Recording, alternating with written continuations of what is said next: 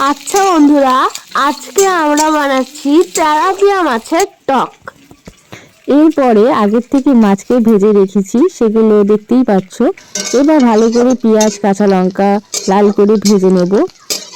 বেশ লাল করে ভাজা হয়ে গেছে। এবার কাটা টমেটো আমি এর মধ্যে ছেড়ে দিলাম। তারপরে তো কিছু নাড়াচাড়া দেবো। নাড়াচাড়া দিতে দিতেই এর মধ্যে আমি একটু জিরে গুঁড়ো, লবণ দিয়ে দেবো পরিমাণ মতো, খুব বেশি না।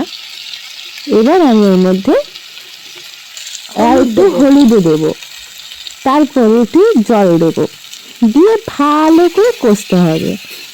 অনেকক্ষণ ধরে কষতে হবে, বেশ যখন নরম হয়ে যাবে। একটু জলও দেবো, দেওয়ার পরে ভালো করে কষতে থাকবো।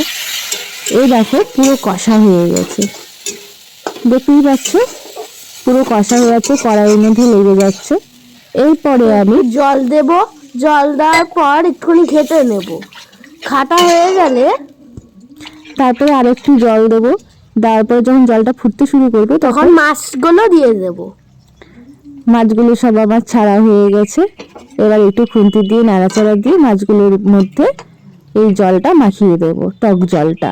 তারপরে ঢেকে দেব, কিছুক্ষণ রাখার পর আবার খুলবো। এরপরে বেশ ফুটছে মাছগুলো, এরকম অবস্থায় আমি ধনেপাতা গুঁড়ো দিয়ে দেবো। ধনেপাতা গুঁড়ো না বাবা, ধনেপাতা কুচি, এগুলিকে ছেড়ে দেবো। তো কেমন লাগলো বন্ধুরা, অবশ্যই কমেন্ট করে জানিও।